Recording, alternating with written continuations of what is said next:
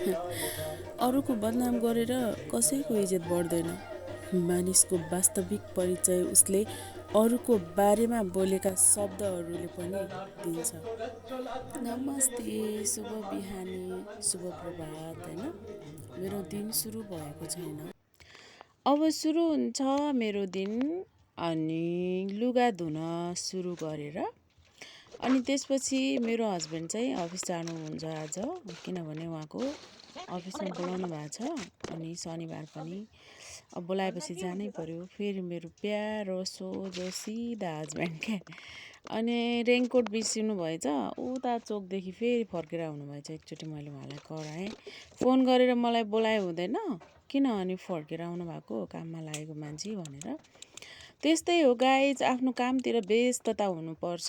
जहिले मैले भनिरहेको हुन्छु र भनिरहन्छु र भनिरहनेछु, किनभने काम भनेको नेगेटिभलाई आउट र पोजिटिभलाई इन गर्ने एउटा फर्मुला हो क्या, र मोटिभेट पनि हुन्छ यसले। अनि किनभने मेरो दिन चाहिँ यसरी नै सुरु हुन्छ। जहिले म छुट्टीमा घरमा बसेँ भने पनि मैले आफ्नो काम गरिरहेको हुन्छु, किनकि यसले यस्तो भन्यो, उसले यस्तो भन्यो भन्ने कुरा त भन्ने समय त त्यही जुन ठाउँमा जो मान्छेहरू हुनुहुन्छ त्यहीँ छँदैछ त, होइन? अनि बाँकी आफ्नो फ्री समय त यसरी नै जान्छ। आफूले मेहनत गर्नुपर्छ, हात चलाउनुपर्छ। हेर्नु न, एकचोटि फुर्सद छैन बिहानदेखि उठे बेलादेखि आफ्नो काममा निरन्तरता लागिरहेको छु म, होइन? अनि धेरैले भन्ने गर्नुहुन्छ, फेसबुकमा पैसा आएको होला नि तपाईँको, अनि मोनिटाइज पनि भयो होला नि, भिडियो धेरै बनाउनुहुन्छ, कति पैसा आयो भनेर भन्नुहुन्छ। खासमा मेरो इन्टेन्सन चाहिँ पैसा कमाउने चाहिँ होइन। मैले के काम गर्छु, मैले कसरी दिन बिताउँछु, मैले ममा कतिको जोस जागर छ भनेर चाहिँ मैले रिल बनाउने हो र अनि पोस्ट गर्ने हो। सधैँभरि मेरा अर्ग्यानिक भिडियोहरू हुन्छन्। मैले कुनै बनावटी डिजिटल एआई यस्तो कुनै पनि प्रयोग गर्दैन। यदि प्रयोग गर्न मन थियो भने चाहिँ मलाई पनि आउँछ, अलिअलि एडिट गर्ने भइसकेको छु। पसिनाको धारा आउन्जेल काम गरेर जे काम गर्छु त्यही भिडियोहरू मैले अपलोड गरिरहेको हुन्छु, एडिट गरिरहेको हुन्छु। साथीहरूलाई के भन्न चाहन्छु भने कसैलाई देखाउनलाई गरेको पनि होइन, मैले पैसा कमाउनको लागि गरेको पनि होइन।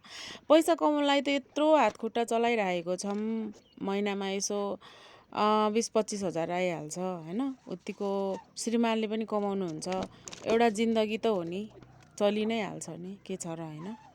सम्पत्ति लिएर छातीमा बाँधेर कोही पनि जाँदैन गाइज, होइन? जतिसम्म यहाँ बसिन्छ, बाँचिन्छ, यो धरतीमा खुट्टा टेकिन्छ, तबसम्म खानलाई पुगे भइहाल्यो नि, होइन? सम्पत्ति भनेको त आज छ, भोलि छैन। करोडपति पनि कुनै बेला रोडमा हिँडेको पनि देखिरहेको छौँ, रोडपति भएको पनि देखिरहेको छौँ। अब यसमा कुनै यसको अर्थै लाग्दैन मलाई, अर्थै हुँदैन। हुन त हो, मान्छेले सम्पत्तिको दाग देखाउँछन्, लुगा लाउँछन्, होइन? अनि उनीहरूको एटिट्युड, अहम, घमण्ड, होइन? त्यस्तो पनि हुन्छ, देखेको पनि छौँ। ओके, उहाँहरूलाई त्यो कुराको जति देखायो त्यो उहाँहरूलाई धन्यवाद, त्यो उहाँहरूलाई बधाई छ भन्न चाहन्छु। तर म चाहिँ सर्वहारा जिन्दगी जिएको मान्छे, बाँचेको मान्छे। हामीले बच्चादेखि नै धेरै सम्पत्ति पनि देखेको छैन, र भोलिका दिनमा मलाई त्यस्तो अथाह सम्पत्ति होस् भन्ने चाहना पनि छैन, किनभने बाँचुन्जेल आफूले गर्ने हो गाइज, है? अनि पसिनाको र यस्तै अर्ग्यानिक भिडियोहरू हालेर हजुरहरूलाई मनोरञ्जन गराउने मेरो प्रयास जारी नै रहनेछ। र मेरा सपोर्टर साथीहरूलाई धेरै धेरै धन्यवाद भन्दै म चाहिँ दिल तो बच्चा है जी, होइन? अनि मान्छेको मन बुढो हुँदैन, अब कहिलेकाहीँ यसो रमाइलो पनि गर्नुपर्छ। सो धन्यवाद सबैमा, मिठो माया।